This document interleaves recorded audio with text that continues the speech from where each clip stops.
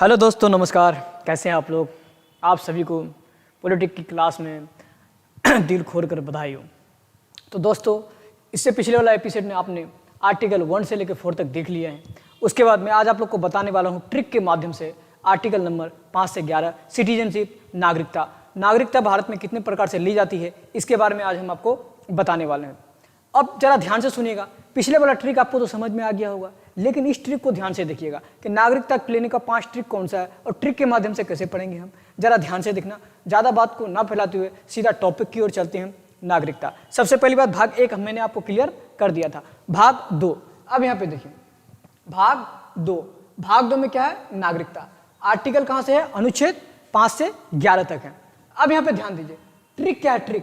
Trick है brand, BRAND, brand. Trick समझिए, BRAND, brand.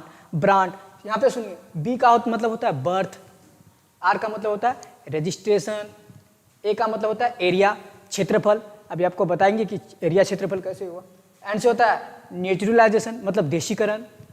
D for होता है डिशन, मतलब वंशानुगत। 5 प्रकार से हम क्या कर सकते हैं?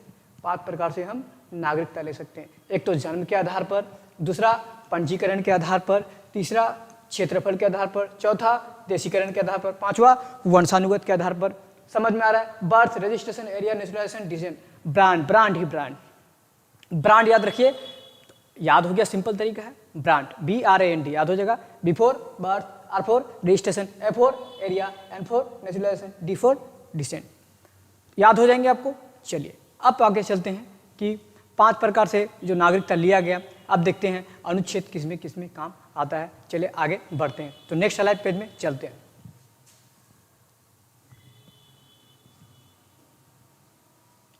इसके पीछे एक कहानी है। सबसे पहली बात है कि नागरिकता अधिनियम 1955 को हमको समझना होगा। जिसमें ये जल्दी कोई नहीं बताते हैं। तो नागरिकता अधिनियम 1955 की बात है। देखिए, जब यह कानून पारित हुआ तब जन्म के आधार पर, वंश के आधार पर, पंजीकरण, देशीकरण और क्षेत्रफल के आधार पर क्या किया गया? नागरिकता दिया गया। 5 प्रकार से आपको पहले बता दिया। ट्रिक क्या याद रखना है? ब्रांड, BRAND, ब्रांड ट्रिक याद रखिएगा। तो अब देखिए, नागरिकता सिटीजनशिप अधिनियम कितना आया? 1955, मतलब 1955 में आया। तो जन्म के आधार पर, दूसरा वंश के आधार पर, पंजीकरण के आधार पर, देशीकरण, क्षेत्रफल। अब आपको बता दें, देखिए जन्म के आधार पर कैसे ले सकते हैं, जरा ध्यान देखिएगा। जन्म के आधार पर माता या पिता का जन्म कहाँ हो? भारत में हो। माता का जन्म या पिता का जन्म भारत में हो तो आपको क्या मिलेगा? यहाँ पे नागरिकता मिल जाएगी। लेकिन यहाँ पे एक समस्या आई। समस्या ये आई कि चाहे माता का हो या पिता का हो, लेकिन 1986 में ये आ गया, ये समस्या आ गई कि इसमें भी संशोधन करना पड़ा। 1986 में संशोधन करके इसको आगे वैलिड कर दिया गया। 2003 में ये वैलिड कर दिया, अब नहीं, अब माता का भी होना चाहिए और पिता का भी होना चाहिए। पता चला माता भारतीय हैं और पिता कहाँ के हैं? पिता पाकिस्तान के। अगर पाकिस्तान से अगर माता को शादी करके लाया दोस्तों, ऐसे जनसंख्या बढ़ाते हुए चला जाएगा। ऐसे जनसंख्या बढ़ाते हुए चल जाएगा तो आतंकवाद की समस्या बढ़ जाएगी। इसी कारण से इसको क्या कहा गया? चाहे माता या पिता। लेकिन 2003 में दोनों का वैलिड कर दिया, नहीं, माता भी होना चाहिए और पिता भी होना चाहिए। तब आपको क्या मिल जाएगी? नागरिकता हो जाएगी। ये जन्म के आधार पर, और ये जन्म के आधार पर आपको आसानी से मिल जाएगी। ठीक है। दूसरी बात, वंश के आधार पर। वंश के आधार पर क्या होना चाहिए? वंश के आधार पर किसको चुना गया? पिता को चुना गया। वंश के आधार पर किसको चुना गया? पिता को चुना गया। अब इसमें भी संशोधन किया गया 1992 में। यहाँ भी थोड़ा सा क्या हो गया? झोल हो गया। बोलते हैं ना, सब्जी में नमक ज़्यादा पड़ गया, खोरा हो गया। वही हाल ये हो गया। मतलब खोरा कहने का मतलब ये हो गया कि स्वाद नहीं लग रहा है हमको। वही चीज़ यहाँ हो गया, माता पिता। अब यहाँ पे क्या कर दिया कि पिता के ऊपर, जो पिता था यहाँ पे, पिता के ऊपर कर दिया। तो अगर पिता आपका यहाँ है और तो पिता के ऊपर क्या कर दिया इन्होंने? वंश के आधार पर दे दिया कि आपका पिताजी है यहाँ पे, पुराना वंश, जैसे हम लोग को मिला, हम लोग पिताजी के आधार पर है, पिताजी हम लोग का यहाँ हुआ, हम लोग यहाँ के नागरिकता है। माता पिता दोनों का, चाहे माता रहे या पिता रहे, लेकिन यहाँ पे वैलिड कर दिया दोनों का, यहाँ पे माता पिता पे दे दिया। तीसरी बात देखिए, पंजीकरण, मतलब रजिस्ट्रेशन। 7 साल आप कम से कम यहाँ गुजारे हो। भारत में कितने साल? 7 साल अगर आपने यहाँ पे गुजार लिया है, उसके बाद अपना रजिस्ट्रेशन कर सकते हैं, अपना पंजीकरण कर सकते हैं। अब जरा ध्यान दीजिए, देशीकरण। देशीकरण मतलब क्या? यहाँ आप 10 साल तक रह चुके हैं, आराम से ज़िंदगी गुजार चुके हैं भारत में, 10 साल तक रह चुके हैं। उसके बाद कोई भारतीय भाषा, मतलब 22 भारतीय भाषा में से कोई भी ना एक भाषा आपको आना चाहिए। हिंदी, तेलुगु, मराठी, कन्नड़, ये सब आना चाहिए आपको। ठीक है, बहुत 22 भाषा में और कला या विज्ञान के क्षेत्र में अगर आपके पास रुचि है, बहुत सारे सिंगर साइंटिस्ट हैं जो अभी भी भारत में है, अभी भी भारत में भारत की नागरिकता लिया हुआ है। ठीक है, चलिए अब आगे चलते हैं। देखिए अगर आप फिर ये अगर नियम में, और क्षेत्रफल का आपको पता ही है, क्षेत्रफल की दृष्टि मतलब क्षेत्रफल मतलब अर्जित है, अर्जित क्षेत्रफल, जैसे सिक्किम, पिछले वाला वीडियो में आपको मैंने बता दिया था सिक्किम के बारे में, 16 मई 1975 को सिक्किम को मिलाया गया था। तो ये क्षेत्रफल के आधार पर भी आप कोई अगर देश मिलना चाहता है तो ये आपको वीडियो हम फर्स्ट वाला इसमें बता दिए, नहीं देखें तो जाकर वीडियो देख लीजिए। ठीक है, अब देखिए अगर कोई गलत काम कीजिएगा तो आपको निकाल दिया जाएगा। पहली बात है कि त्याग, बर्खास्त और वंचित। त्याग, बर्खास्त और वंचित कहने का मतलब क्या है, अगर युद्ध हो रहा है, किसी के बारे में हम गलत बात बोल रहे हैं, जैसे कोई देश का प्रधानमंत्री भारत आ गया और उसको हम क्या करते हैं, जूता से मारने लगे, तो आपको क्या कर दिया जाएगा, त्याग कर दिया, आपको आपका नागरिकता रद्द कर दी जाएगी, बर्खास्त कर दिया जाएगा। भारत पाकिस्तान के बीच में युद्ध हो रहा है, पाकिस्तान जिंदाबाद जिंदाबाद कर रहे हैं, आपको मतलब निकाल दिया जाएगा, वंचित कर दिया जाएगा। ये बहुत सारे मतलब आपको कहने का मतलब ये है कि नागरिकता लेने के 5 कितने प्रकार से, 5 प्रकार से ले सकते हैं। बर्खास्त के कितने नियम, अगर आपको निकाल दिया जाएगा तो कितने, 3 तरीके से, याद रखिएगा, एग्जाम में क्वेश्चन पूछता है। चलिए आगे चलते हैं। एक घटना सुनिए 2019 की। 2019 में जम्मू कश्मीर में क्या थी, दोहरी नागरिकता। जम्मू कश्मीर में कौन सी नागरिकता थी, दोहरी नागरिकता थी। जम्मू कश्मीर के लोगों को बोलता था कि आप कहाँ के हैं, तो बोलता था मैं जम्मू कश्मीर का हूँ। आर्टिकल याद किए, वो आर्टिकल 1 से लेकर 4 में आपको बताए थे हम। तो क्या क्या बोल रहा था कि मैं जम्मू कश्मीर का हूँ, और हम लोग को अगर पूछेगा तो हम लोग क्या बोलेंगे, मैं बिहार का हूँ, बिहार का निवासी हूँ। ये नहीं कह सकते हम बिहार का नागरिक है, हम एक भारतीय नागरिक है। तो वही समस्या आ गई थी 2019 में जम्मू कश्मीर के साथ। जम्मू कश्मीर में दोहरी नागरिकता थी, लेकिन 31 अक्टूबर 2019 को इसको राज्य का दर्जा से हटा दिया गया और क्या कर दिया गया, इसको एक केंद्र शासित प्रदेश बना दिया है। चलिए ये कहने लगे अब जम्मू कश्मीर क्या है, जम्मू कश्मीर में पूरे भारत में क्या है, एकल नागरिकता है। तो भारत में कैसी नागरिकता है, एकल नागरिकता। तो संपूर्ण भारत में कौन सी नागरिकता है, एकल नागरिकता। एकल नागरिकता का प्रावधान किससे, कहाँ से लिया गया है, ब्रिटेन से लिया गया है। दोहरी नागरिकता, अगर आप बताइए दोहरी नागरिकता कौन से देश में है, आप बता सकते हैं। तो दोहरी नागरिकता यूएसए में है, स्विट्जरलैंड में है, ऑस्ट्रिया में। एक बार क्वेश्चन आया था ऑस्ट्रिया और ऑस्ट्रेलिया, देखो कंफ्यूज हो जाता है। ऑस्ट्रिया की राजधानी होता है वियना और ऑस्ट्रेलिया का होता है कैनबरा, कंफ्यूज मत हो जाइएगा। ऑस्ट्रेलिया की राजधानी Vienna, Australia Canberra, Austria Vienna, याद रखिएगा, ठीक है, कंफ्यूज नहीं होना, ठीक है। तो दोहरी नागरिकता यूएसए, स्विट्जरलैंड, ऑस्ट्रेलिया। दोहरी नागरिकता कहने का मतलब है कि यहाँ पे जैसे यूएसए में देखिएगा ना, अलग अलग कंट्री में अलग अलग तरह का झंडा लगा हुआ है, 50 देश 50 किस्म का झंडा, 50 किस्म का मुद्रा, जब चाहे तब निकल सकता है। आर्टिकल 1 में भी आपको कुछ बताए थे, 1 से लेकर 4 वाला पढ़िएगा, ठीक है।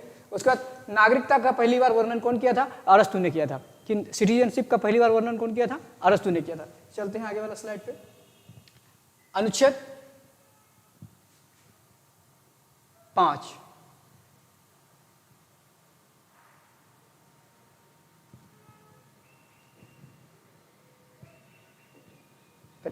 अब पढ़ना हम लोग चालू करते हैं। अनुच्छेद 5, चलते हैं अनुच्छेद 5 में, 5 से 11 अब चालू हुआ नागरिक। किसमें क्या है सुनिए, अनुच्छेद 5 में कहा गया है कि संविधान के प्रारंभ में नागरिकता, अब जब संविधान बना तो अब नागरिकता देना क्या हो गया, मुश्किल हो गया। तो अब नागरिकता कैसे दिया जाए, तो 26 जनवरी 1950 को संविधान लागू हुआ। तो जिसका जन्म भारत में हुआ हो, जिनका जन्म भारत में हुआ हो, उनको नागरिकता दिया जाए। जिनका जन्म कहाँ हुआ हो, जिनका जन्म भारत में हुआ हो, उनको नागरिकता आसानी से मिल जाती है। दूसरा, माता पिता का जन्म भारत में हो, चाहे माता या पिता का जन्म कहाँ हो, भारत में हो, उसको नागरिकता मिल जाएगी। तीसरा कहा, संविधान लागू होने से 5 साल पहले भारत में रह रहा हो, और जो संविधान लागू होने से पहले 5 साल भारत में रह रहा था उसको भी क्या दिया गया, नागरिकता दिया गया। एग्जाम्पल बताने की क्या बात है, कहने का मतलब ये है कि अगर कोई मतलब पाकिस्तान से पहले आया भारत में, तो भारत का संविधान कब बना, 26 जनवरी 1950 को बना। तो उससे पहले 1950 से 5 साल पहले 1945 और भी पहले अगर आ जाइएगा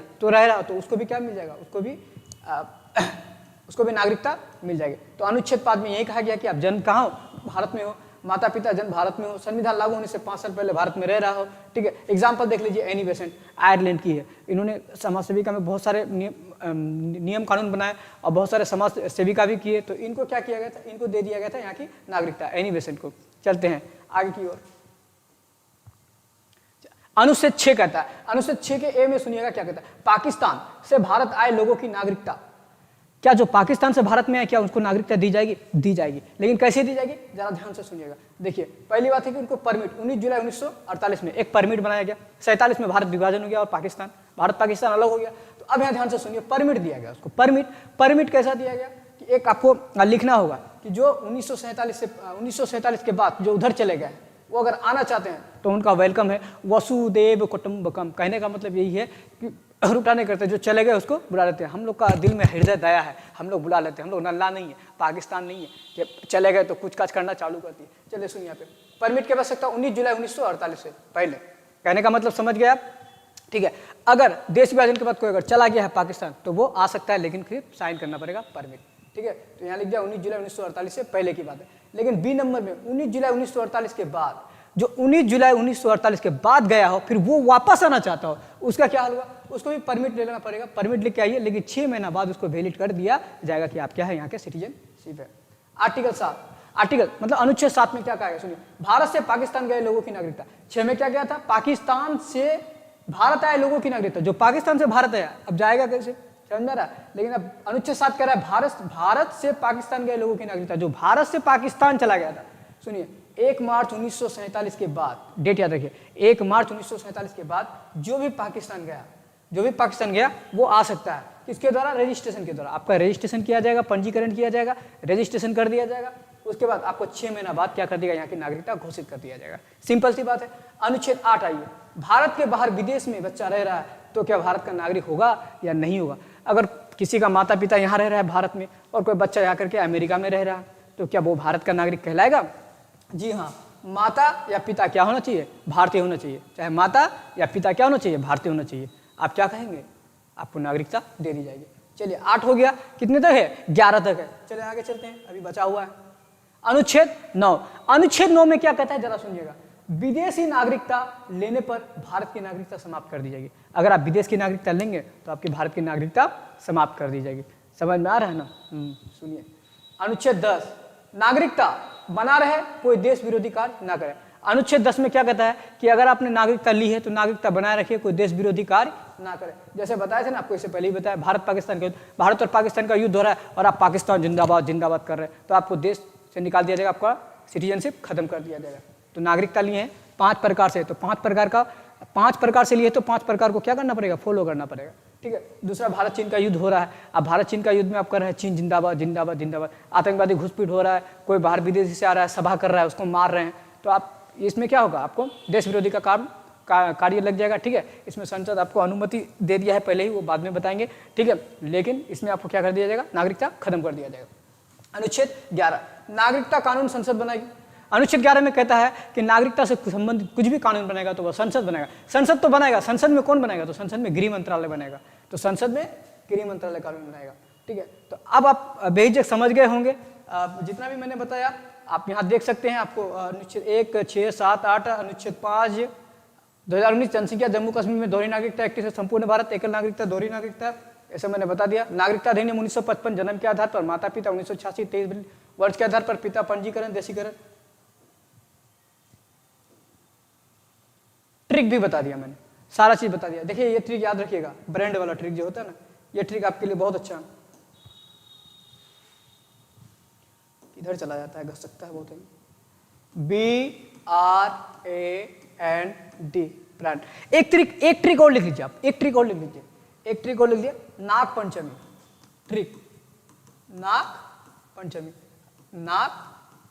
अगर ये भी ट्रिक आप याद रखिएगा तो काम चल जाएगा।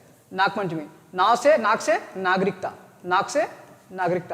लिखिए, नाग से नागरिकता, अब पंचमी से 5 प्रकार, कितने प्रकार, 5 प्रकार, मतलब नागरिकता 5 प्रकार से ली जाती है। तो आप चाहे नाग पंचमी याद रखिए या फिर आप ब्रांड याद रखिए, आपको दोनों से। ब्रांड में आपको खुल के पता चल जाएगा बर्थ वगैरह के बारे में। Thank you. अगर आप लोग को अच्छा लगे तो लाइक, कमेंट, शेयर जरूर कीजिएगा। थैंक यू, जय हिंद दोस्तों। अगर आप चाहते हैं कि नया वीडियो बने, तो आप चाहते हैं कि पॉलिटिक्स से रिलेटेड और लाए, अब आपको हम 1 to 4 हो गया, उसके बाद 5 to 11 हो गया, उसके बाद 12 to 35 वाला वीडियो लाएंगे, उसके बाद इसका MCQ क्वेश्चन लेके आ जाएंगे, ठीक है। MCQ क्वेश्चन लेके आएंगे, एक दिन MCQ क्वेश्चन बता देंगे, फिर सारा वीडियो लेके। अब इकोनॉमिक्स बनेगा, ज्योग्राफी, पॉलिटिक्स, सारा चीज़ बनेगा। पहले आप लोग प्यार तो दीजिए, चैनल को सब्सक्राइब कीजिए, थोड़ा फॉलो कीजिए, बढ़ाइए, आगे बढ़ाइए। न्यू वीडियो बना रहे हैं, हमको आइडिया भी नहीं है, ठीक है। कोई हीरो से एक्टिंग करना कम नहीं होता है, आगे कैमरा लगा हुआ है, बोलिए। किसी लोगों को आदत हो जाता है, पर पहली बार है ना, पहली बार किया गया चीज़ जानते हैं, बहुत याद रहता है दोस्तों। चलिए। थैंक यू, जय हिंद, नमस्कार, मिलते हैं नेक्स्ट वीडियो में, जय हिंद।